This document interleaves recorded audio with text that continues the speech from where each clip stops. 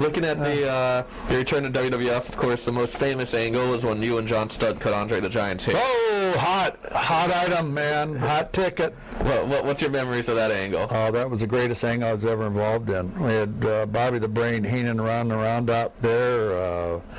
We had Big John Studd, who idolized Andre the Giant. He was on so much growth hormone and steroid that when I first met John in 77 or 78, he was 6'8". When we became partners and cut Andre's hair, he was 6'11 and a half. Went from 280 to 380.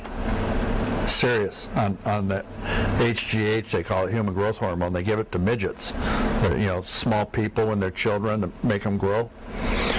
So John Studd almost became a giant. But anyway, it was a hell of a combination because he was a big guy, 6'11 and a half. I was the world's strongest man, and we had the world's smartest manager, Bobby the Brain Heenan. And Andre always wanted short hair. So he came to us and asked, he says, Ken, how about a haircut? I said, what are you talking about? He said, let's do a hair match. And so we got with George Scott and Vince and everything. And I said, this fucking thing's going to be hot. Well, it was. I mean, we were, every arena, we went to arenas that you'd be lucky to have 500-600 people in. We were fucking getting 15,000-20,000 people. Instant sell. It was unbelievable. It was hot. Yeah. It was so fucking hot. So the whole thing was Andre's idea? Yeah. Yeah. Yeah, he wanted short hair. He always had that long bushy hair.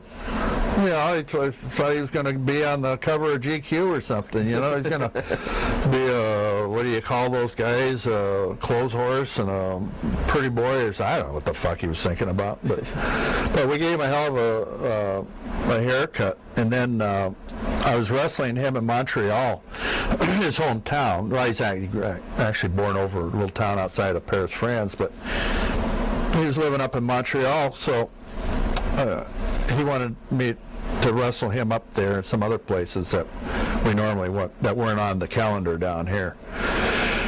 Yeah, shit. Yeah, so I said, I'll bring my wife up. Yeah, good. You guys can stay up there for a couple days. And I always call everybody boss. Hey, boss.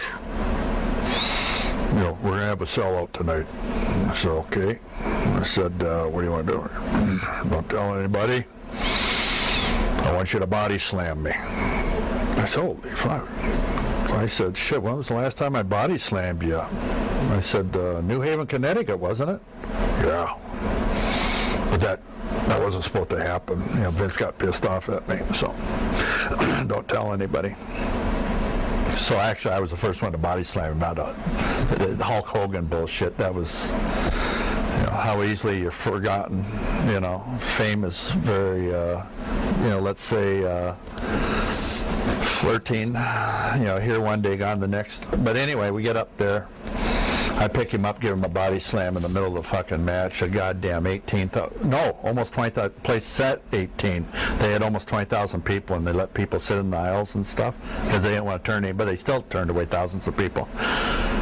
Gave him the fucking body slam. You could hear a pin drop in the place. There wasn't one. It was unbelievable. 20,000 people there.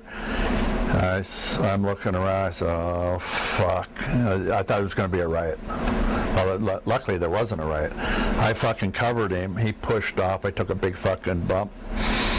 He gets up. I come charging at him. I think he stuck me out, caught me by the throat, and I'm going like this. And he throws me and gives me a scoop slam.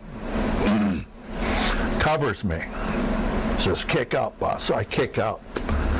And I take a step forward, or I scoot forward, take another step, turn around. No Andre. Where in the fuck did he go? Well, when I pushed out, I was next to the rope, or near the rope. He took a bump through the second rope all the way to the fucking floor. I mean, he put me over. I was the main event in Montreal for the next 20 years if I wanted it.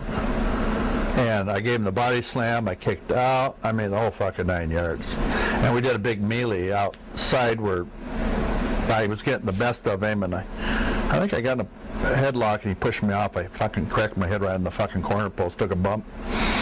And he got back in the ring. I got counted out.